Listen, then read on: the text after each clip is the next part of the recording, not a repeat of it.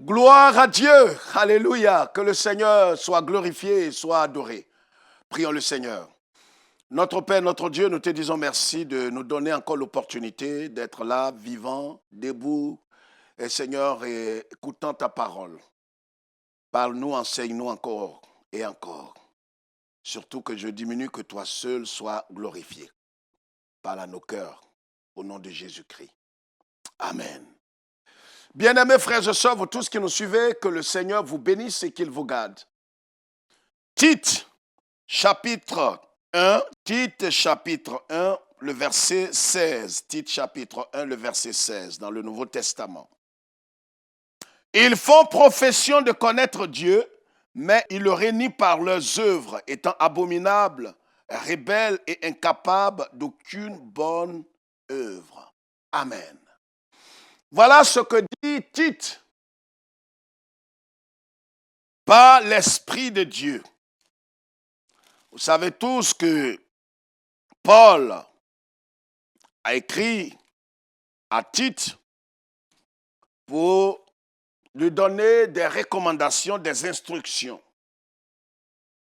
Et ce que nous venons de lire fait partie des instructions que Paul, dans son épître à Tite, a donné comme révélation et pensée du Seigneur.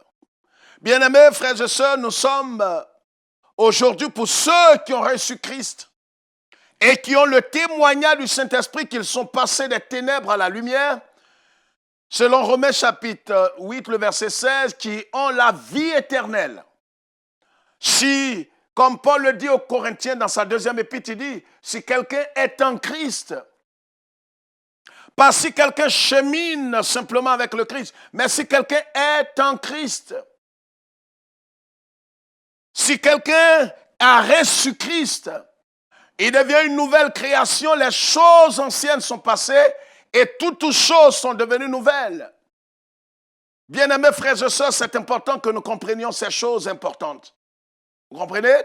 Nous sommes à la fin des temps et la confusion devient grandissante.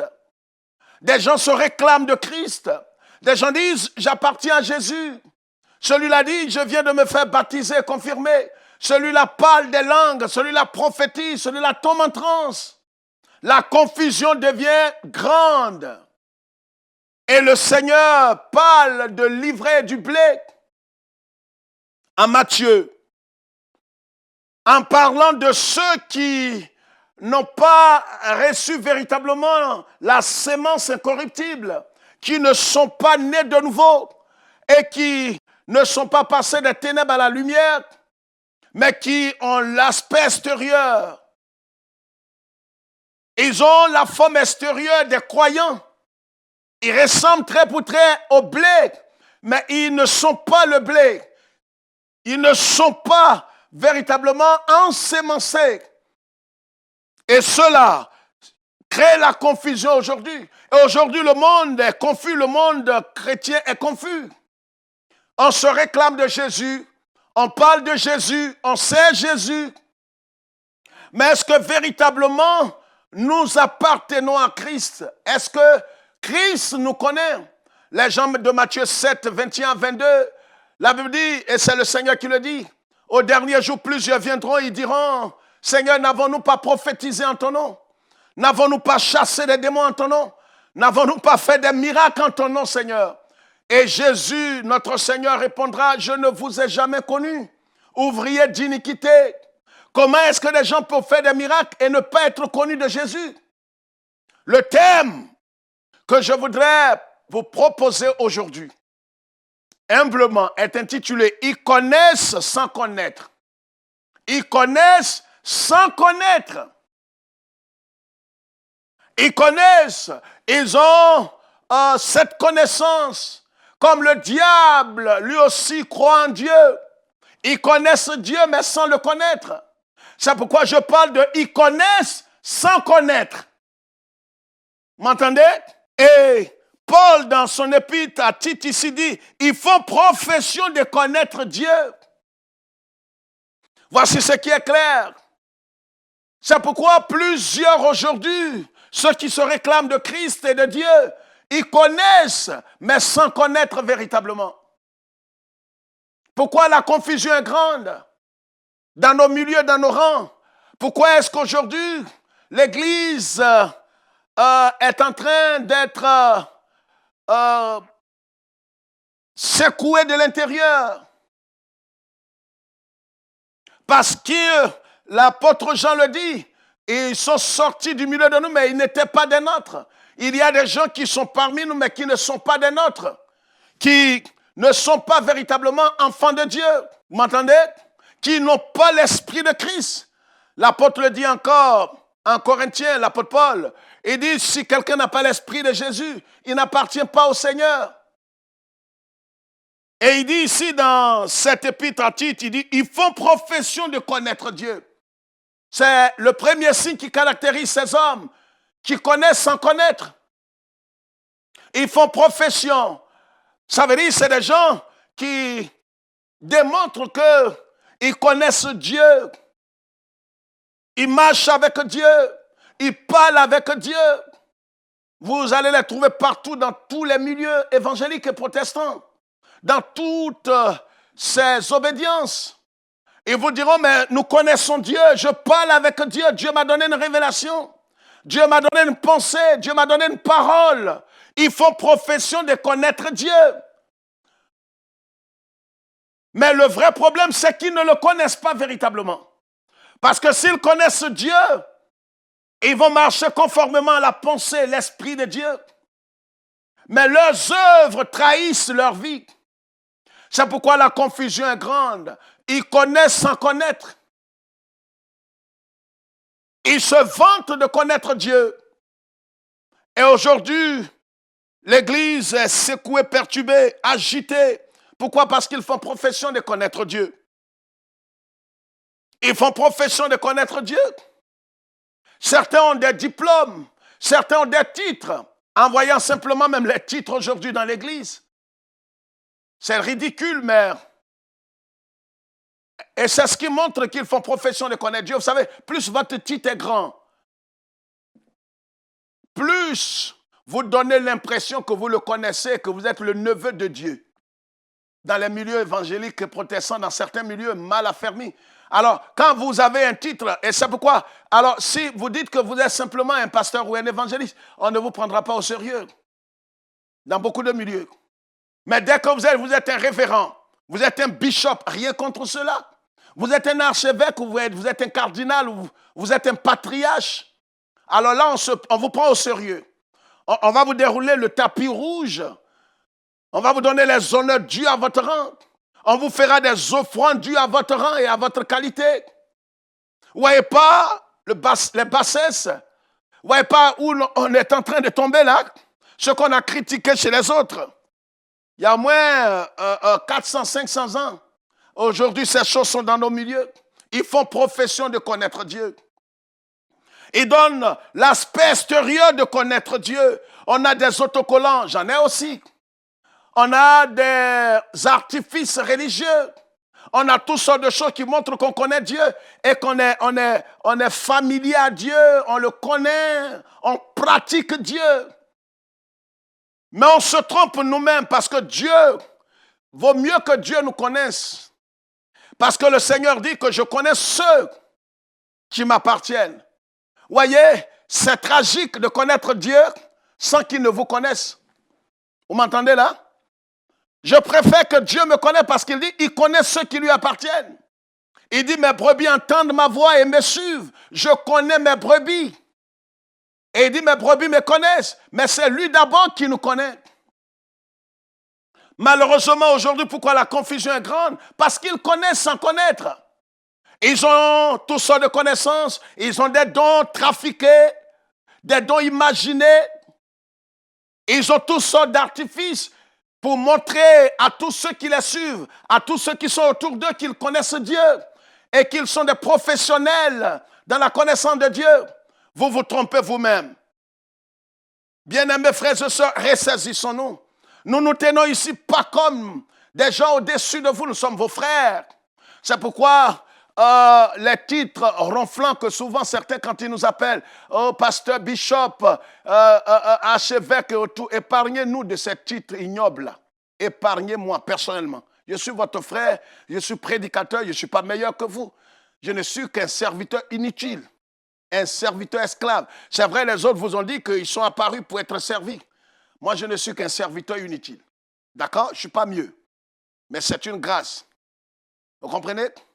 Alors, c'est pourquoi nous devons comprendre que les artifices ne révèlent pas véritablement aux yeux de Dieu que nous le connaissons.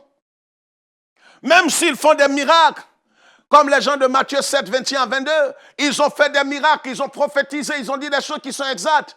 Là encore, ça trompe les chrétiens mal affermis. Les gens disent, mais il a prophétisé des choses qui sont arrivées. Il a dit des choses qui sont exactes. Mais le diable dit des choses qui sont exactes, mais qui ne sont pas vraies. Les charlatans peuvent vous dire des choses qui sont exactes. Vous comprenez? La femme, en Actes des Apôtres, chapitre 16 et suivant, qui prophétisait, qui disait que ses serviteurs sont les serviteurs du Dieu très haut. C'est la pure vérité. C'est exact. Et cela pendant une semaine. Au point où Paul, qui est rempli du Saint-Esprit de Dieu, alléluia, et qui a le discernement des esprits, Paul n'a pas su déceler cet esprit qui parlait. Vous voyez comment le blé et l'ivraie aujourd'hui sont dans l'église. Parce qu'ils font profession de connaître Dieu. Ils donnent des paroles de connaissance. Ils donnent des prophéties avec exactitude. Ils disent, mais oui, je suis dans ton village. Et à l'heure ça où je te parle, je suis sur la place publique. Je vois ta maison, je vois la couleur, je vois ton grand-père, je vois ton arrière-grand-père qui s'appelle un tel. Et les gens crient, prophétise, pasteur. On ne peut même pas s'imaginer que ça est un esprit de python, un démon. Et comme les gens sont nés pour se perdre, alors quand quelqu'un dit, un mortel comme toi dit, je suis dans ton corps, et tu ris, mais tu n'es pas loin d'avoir perdu la raison. Vous m'entendez là? Je suis ici, mais je suis dans ton corps. Non, celui qui est dans mon corps s'appelle Yeshua Hamashiach.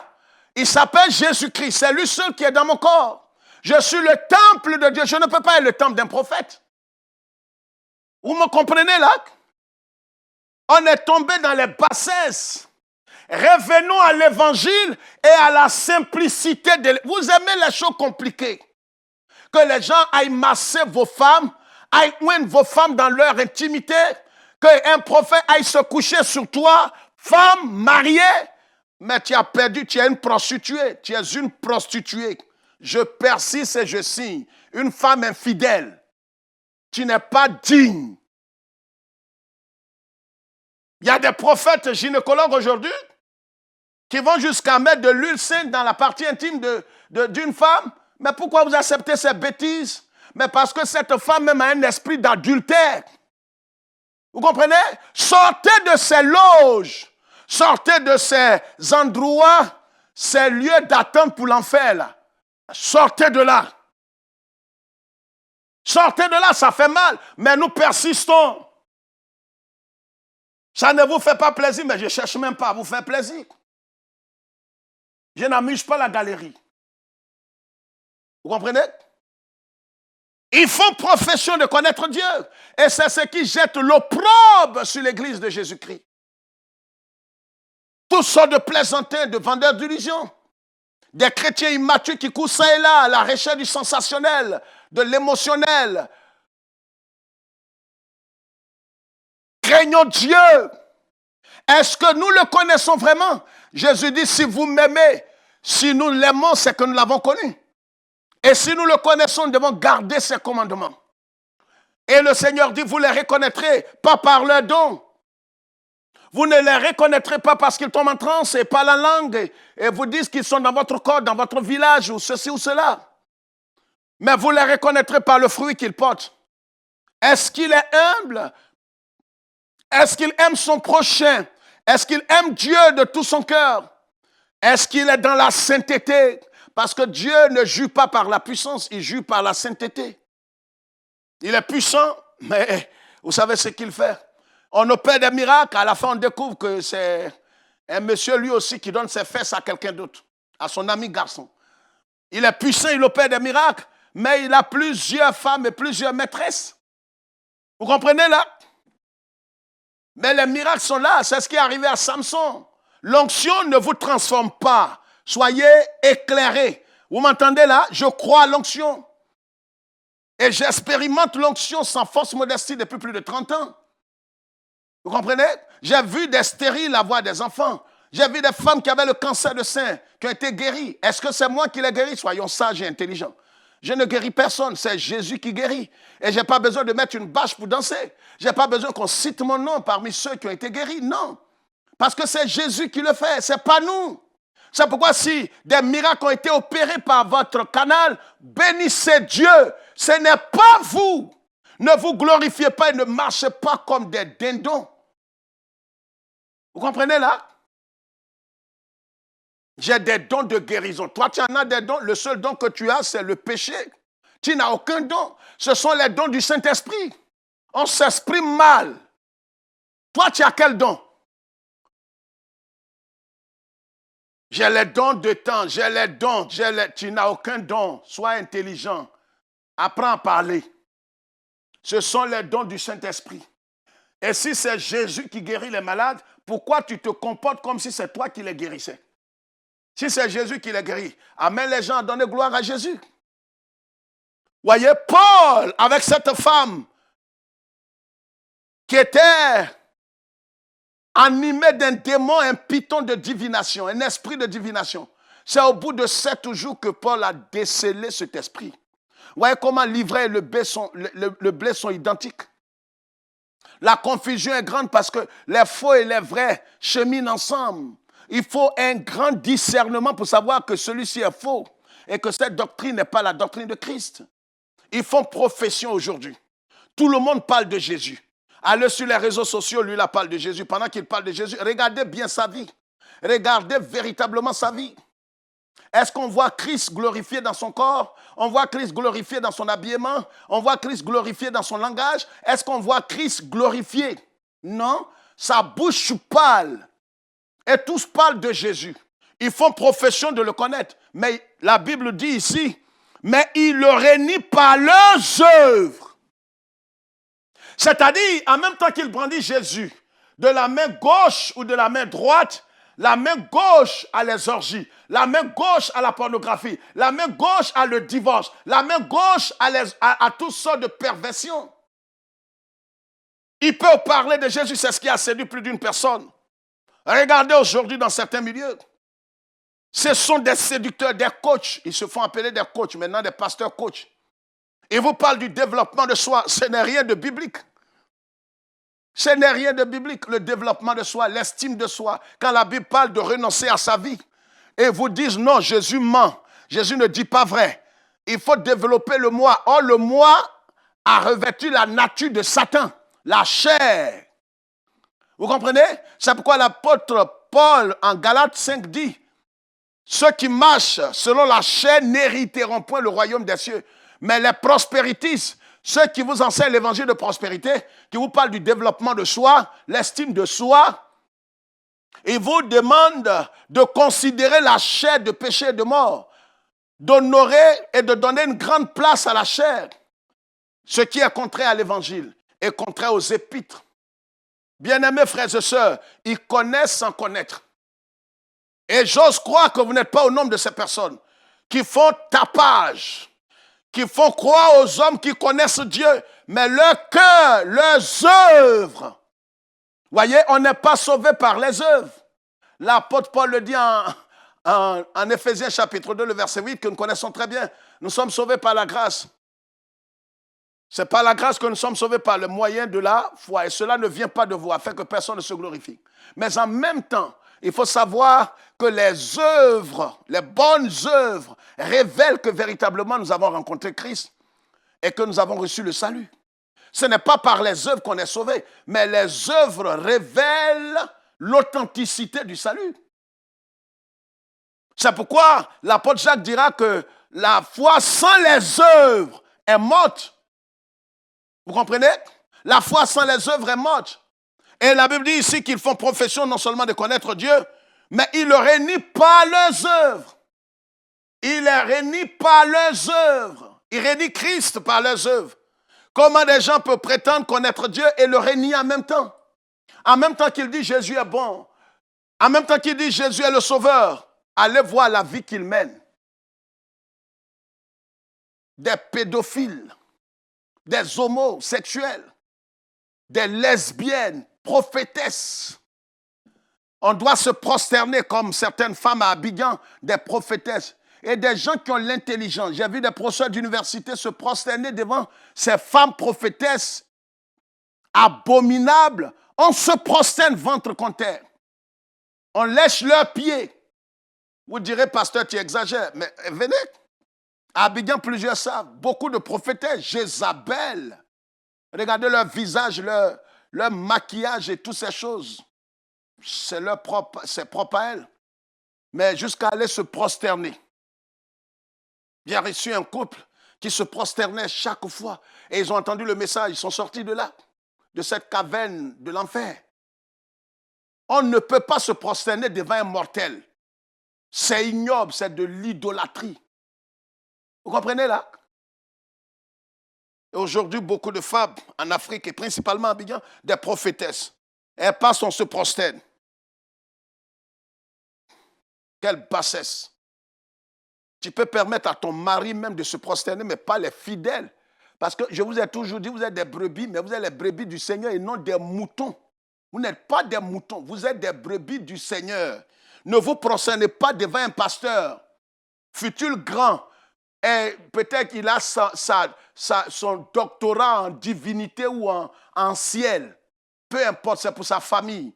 Ne vous prosternez pas devant lui. Il n'est pas Dieu. Ils font profession de connaître Dieu, mais ils réunissent Dieu, ils maudissent Dieu par leur vie. Des gens sont dans leur troisième mariage. Des gens ont leur maîtresse pour leur enseigner le péché. Des gens vivent dans les orgies. Quand on dit cela, on dit non, il est aigri, il est jaloux. Croyez? Vraiment? Sérieusement, sérieusement, sérieux? Vraiment? On est jaloux de ta vie tordue là, de déchets là? Parce que tu as l'argent, parce que tu as les voitures. Non, soyons sérieux. La Bible dit, ils le renient par leurs œuvres étant abominables. Et pourtant, ils connaissent Dieu. Leurs œuvres étant abominables, rebelles, incapables d'aucune bonne œuvre. Mais comment des gens disent qu'ils sont nés de nouveau, ayant l'Esprit de Dieu, et ils sont incapables d'aucune bonne œuvre? Réfléchissez vous-même. La Bible dit, c'est lui qui produit le vouloir et le faire en nous. Mais c'est réellement, vous avez l'esprit. C'est pourquoi il y a des faux convertis qui remplissent les églises évangéliques. Beaucoup de faux convertis. Des faux convertis. Ils ne grandissent pas, ils ne portent jamais de fruits. Émotionnels et sensationnels. Sont dans tout. Dans les boîtes de nuit, on les voit. Là où les filles sont dans les strings, on les voit. Vous les voyez habillés comme des pervers et des prostituées. Vous les voyez partout. Le monsieur fume, il boit, se drogue, mais il est fidèle dans sa dîme et ses offrandes.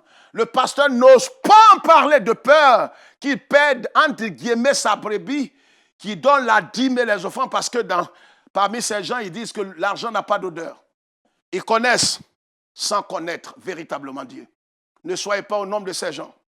Ressaisissons-nous tous. Vous comprenez? Ne soyez pas au nombre de ces gracieux qui croient que vous pouvez confesser Jésus et vous ne demeurez pas dans sa voie. Et puis même, comme ce Antéchrist en Côte d'Ivoire l'enseigne partout, vous pouvez dire tant et puis demeurer, mourir entre deux prostituées et puis vous allez au ciel. C'est manque d'intelligence. Vous ne connaissez pas la Bible. Vous comprenez? Tu ne peux pas mourir dans le péché et puis entrer dans le ciel. Tu n'as jamais connu Christ. Si quelqu'un connaît Christ, ses œuvres et le fruit qu'il porte vont révéler véritablement sa véritable nature.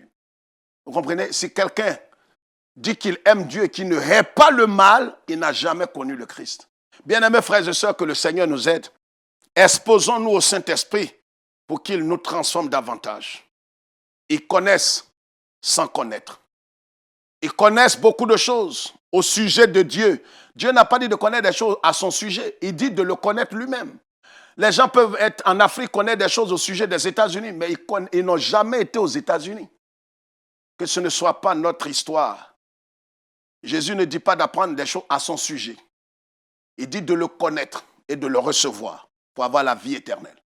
Que Dieu nous bénisse et qu'il nous donne l'intelligence renouvelée afin de le connaître véritablement et de le suivre sur le chemin étroit. Que Dieu nous bénisse et qu'il nous garde et qu'il se souvienne d'Israël et de sa capitale éternelle, Jérusalem. Je ne cesserai jamais de dire que nous vous aimons et c'est honnête et c'est vrai.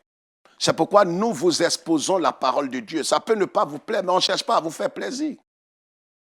Comprenez? On ne cherche pas à vous faire plaisir. On cherche à vous présenter l'évangile.